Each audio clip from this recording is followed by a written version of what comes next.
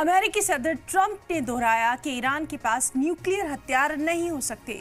White house ने Iran को warning दी कि अगर उसने अपने न्यूक्लियर प्रोग्राम को नहीं छोड़ा तो उसे बहुत बड़ी कीमत चुकानी पड़ेगी।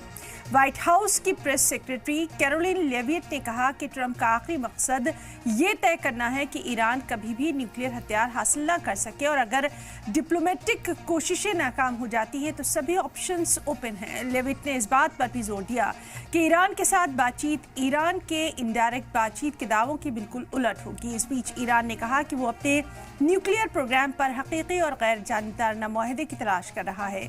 अल शमखानी, जो कि ईरान के supreme leader Ayatollah Ali Khamenei के मुशीर हैं, उन्होंने सोशल मीडिया प्लेटफॉर्म एक्स पर लिखा कि अहम और बेहतर तजवीज़ तैयार है। शमखानी ने कहा कि अगर वाशिंगटन ईमानदारी और मजबूत इरादे के साथ किसी मुआहदे पर पहुंचता है तो सौदे का रास्ता साफ हो जाएगा। दूसरी जानिब ईरान के साथ अमेरिकी बातचीत की क़यादत करने वाले स्टीव विटकॉफ ने ओमान में ईरानी वज़ीर ख़ारजा अब्बास अराक़ची के साथ अपनी मीटिंग से पहले लचीलेपन का इशारा दिया। रिपोर्ट के मुताबिक विटकॉफ ने अमेरिकी हालात को दोहराया कि ईरान को अपने न्यूक्लियर प्रोग्राम को ख़त्म कर देना चाहिए।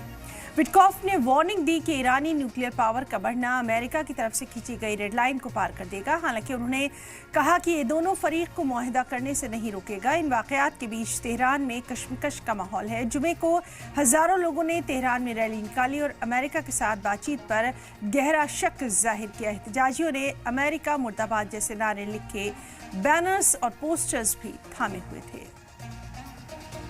I want them not to have a nuclear weapon. I want Iran to be a wonderful, great, happy country. But they can't have a nuclear weapon. And we're negotiating with them on Saturday. I also spoke to the president just last night about his goal when it comes to Iran. And he has reiterated repeatedly to all of you publicly and also privately to his team here at the White House, his ultimate goal and the ultimate objective is to ensure that Iran can never obtain a nuclear weapon. The president believes in diplomacy, direct talks, talking directly in the same room in order to achieve that goal. But he's made it very clear to the Iranians, and his national security team will as well, that all options are on the table. And Iran has a choice to make. You can agree to President Trump's demand, or there will be all hell to pay.